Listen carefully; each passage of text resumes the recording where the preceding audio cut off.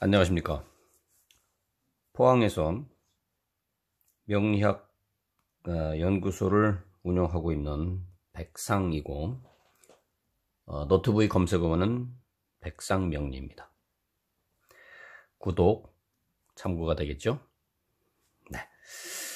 오늘의 10분 명리학은 오행의 생각법 중에서 상극에 대해서 알아보도록 하겠습니다. 우리가 목이 화를 생하고 화가 토를 생한 다음에 토가 금을 생하고 금이 수를 생한다고 하는 상생에 대해서 알아보았는데, 오늘은 상생이 아니고 상극, 서로가 극하는 관계다, 이렇게 되는 겁니다. 그래서 상생이라고 하는 부분들은 이렇게 순행하는 방향으로 이렇게 돌아갔지만, 상극이라고 하는 거는 한 칸 건너서 있을 때 목이 토를 극하고 화가 금을 극하고 금이 목을 극하고 수가 이렇게 화를 극하는 겁니다. 무슨 얘기냐면, 목이라고 하는 나무는 흙에 뿌리를 내리고 있죠. 흙에, 땅에다가 이렇게 뿌리를 받고 있습니다. 그렇기 때문에 땅은 꼼짝 못하는 상태가 되는 거죠. 억압한다는 겁니다. 또 불은 어떻게 됩니까? 쇠를 녹이죠.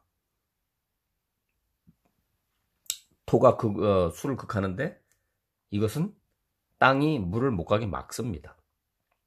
또 물은 불을 끄죠. 또 금은 나무를 절단하는 그런 작용을 하는 겁니다. 그러니까 서로 못 살게 하는 거니까, 결국 뭐냐면 이긴다, 극한다, 상대를 하지 못하게 한다, 다스린다, 관리한다, 그런 뜻으로 이제 사용이 되는 겁니다. 그런데 재밌는 것은 뭐냐면, 극하는 존재이지만 그게 서로가 없어서는 안 되는 그런 존재인 겁니다. 예를 들면 이 목이 남자라고 치면 이 토라고 하는 건 여자가 되거든요. 여자. 그래서 이 목극 토를 하게 되면, 나는 땅에 뿌리를 받고 있지만 내가 그 안에 뿌리가 없으면 어떻게 됩니까? 남자는 살지 못한다는 겁니다. 그래서 여기서 우리가 또 이제 이렇게 볼 수도 있는데, 만약에 목이 남자다, 그러면 토는 여자입니다. 나중에 이제 육친 관계를 할 때 이제 또 설명을 드리겠습니다만은, 그래서 내가 극하는 거, 내가 다스리는 거, 물론 이제 옛날에는 이제 남자가 여자를 이렇게 좀 다스리고 이렇게 소유하는 어떤 그런 개념을 갖고 있어서 했던 부분들이 이제 이런 이론 쪽에서 나왔다고 볼 수도 있는데, 결국은 남자가 여자를 다스리는 거죠. 그런데 재밌는 건 뭐냐면, 만약에 이 남자가 토가 없으면 어떻게 됩니까? 죽습니다.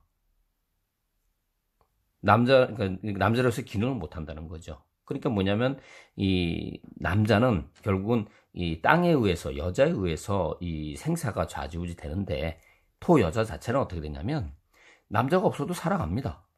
흙은 그냥 그대로 흙이기 때문에. 그래서 우리가 이제 통상 보면, 이제 뭐 남자는 뭐 여자 없이는 이렇게 살 수가 없고, 여자는 남자가 없어도 살 수 있다. 그래서 호라비가 되면 뭐 이가 서말이지만 여자는 과부가 돼도 별로 표가 나지 않는다. 이런 논리들이 다 여기 상극의 어떤 그 이론상에서 나왔다, 이렇게 볼 수가 있고요. 그 다음에 이제 또 이 상극에 대한 부분들은 또 뭐가 있냐면, 우리가 이제 오행에서 볼 때 인목을 이제 어지린자 이제 한글로 쓰겠습니다. 인, 예, 신, 의, 지. 이건 이제 지혜를 얘기하죠. 지혜. 그래서 인내, 예의, 신의, 의리, 지혜, 이렇게 되는 겁니다. 그러면 이것을 어떻게 정의하냐면 이런 겁니다. 예를 들면 이런 거예요. 내가 목이 너무 많아. 그래가지고 토를 이렇게 극하는 관계가 됐어. 그렇다 그러면 이 사람은 어떻게 되냐면, 인내라고 하는, 인내가 아니고 인정입니다. 죄송합니다. 네. 어지린 자니까. 인정이 많다는 거죠. 그래서 이 인정이 많은 사람은 뭐가 없다? 신용이 없다 이겁니다. 자, 예의가 바른 사람은 어떻게 돼요? 의리가 없는 거죠. 또 의리가 바른 사람은 인정이 없는 겁니다. 또 신용이 있는 사람은 지혜가 부족하다.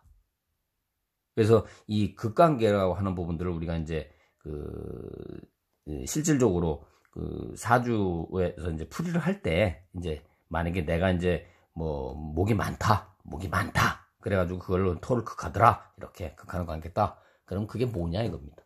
그러면 이 사람은 인정이 많은 대신에 신용이 없는 사람이다. 이렇게 해석을 하는 겁니다. 아직은 이제 그렇게까지 뭐 이렇게 활용하는 부분들이 쉽게 와 닿지는 않으실 건데, 제가 이제 간혹 이렇게 말씀을 드리면서 조금씩 살짝 이렇게 건드려 드리는 거는 이런 것들을 이제 기억하고 계시면 나중에 훨씬 쉽게 이제 좀 접근을 하실 수가 있기 때문에 제가 한 번씩 왔다 갔다 이렇게 하는 겁니다. 또 이 목이라고 하는 거는 뭐냐면 우리가 간과 담이라고 그랬습니다. 화라고 하는 거는 심장과 소장, 토라고 하는 거는 위와 비장이고요. 금이라고 하는 거는 폐와 대장을 얘기합니다. 그 다음에 수라고 하는 거는 신장과 방광을 얘기하는 거예요. 그럼 이 얘기는 뭐냐면, 만약에 이 사람이 간이 여기 좀 목이 많으면 어떻게 돼요? 간의 기운이 큰 거죠. 그러니까 간이 너무 실해. 그렇게 되면 뭐가 약하다? 토가 약한 겁니다. 위가 허약하다는 거죠. 네. 그 다음에 이제 반대로 이제 극이라고 하는 부분들이 꼭 간이 크기 때문에 토를 이긴다는 그런 개념은 아닙니다. 반대로 만약에 이 토가 크다, 토의 기운이 너무 크다. 그럼 물론 이제 여기서 극을 하는 여기도 신장과 방광에도 문제가 있겠지만은, 여기가 세다고 하는 거는 결국 이 기운이 상대적으로 약한 거거든요. 그러니까 간담도 안 좋다 이렇게 볼 수가 있는 겁니다. 우리가 상생이라고 할 때에 서로 간에 그 도와주는 그런 기능이라고 이렇게 설명을 드렸습니다. 예를 들어서 뭐 이렇게 목생 화로 하지만 화도 목을 살려준다 이 얘기죠. 그죠? 네. 꽃을 피우지만 날씨가 따뜻해야 나무가 자랄 수 있다 이런 얘기도 되는 겁니다. 그래서 서로 상생과 있듯이 이 극이라고 하는 부분도 또 일방적인 극이 아니라 서로 이렇게 극을 하는 상극 간의 관계가 있다 하는 걸 이해를 하시고, 또 예를 들어서 뭐 우리가 이제 음식으로 이렇게 해서 만약에 이제 하시는 분들 같은 경우는 또 이렇게도 응용을 할 수가 있는 겁니다. 자, 목은 무슨 맛이라고 했습니까? 신맛. 화는 쓴맛, 단맛. 금은 매운맛. 신은 짠맛이라는 겁니다. 그렇다면 내가 만약에 음식을 만들었습니다. 근데 어떻게 돼요? 음식이 너무 설탕을 많이 넣는 건 너무 달아. 달다고 하는 것은 내가 거기서 설탕을 덜어내가지고서 이렇게 할 수가 없죠. 그렇다면 어떻게 돼? 설탕을 갖다가 중화시키려고 그러면은 설탕을 극하는 거. 신맛 아닙니까? 식초. 맛이 너무 달면 식초를 넣게 되면 그 단맛이 사라진다 이겁니다. 또 만약에 내가 너무 짜다, 음식이 너무 짜다, 그럼 뭐예요? 설탕을 집어넣는 겁니다. 그럼 그 짠맛을 또 중화할 수가 있는 거죠. 왜냐하면 음식이라고 하는 거는 만드는 과정에서 한번 설탕을 집어넣었다고 해서 설탕을 덜어낼 수 있는 것도 아니기 때문에 그것이 좀 더 강해지고, 결국 강해지다 보면 또 다른 재료 들어가 또 양이 또 커져서 이제 그런 부분들을 뭐 이렇게 좀 조율을 잘 해야 되겠지만, 이제 음식의 고수분들은 뭐 대충 손맛으로 해서 이렇게 해서도 맛이 나겠지만 그런 겁니다. 이제 맛에 대한 부분들이 있고, 이것뿐만 아니고 그 사람이 이제 사주를 어떻게 갖고 있느냐에 따라서 또 음식을 만들었을 때 그 음식 맛이 어떻더라 하는 것까지 나올 수가 있는 거죠. 네. 그래서 이 상생이라고 하는 부분뿐만 아니고, 상극이라고 하는 부분도 우리 일상에서 이렇게 많이 이제 활용이 될 수 있는 부분들이 있으니까, 이제 그런 부분들을 어떻게 활용하느냐 하는 것을 결국은 어디 있느냐? 목, 화, 토, 금수, 오행에 있더라.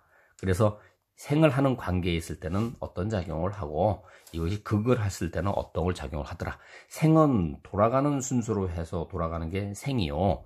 극이라고 하는 것은 대각선의 작용이 있을 때 이것이 극의 관계더라. 별표죠? 별표. 예. 그래서 생과 이 안에 있는 극.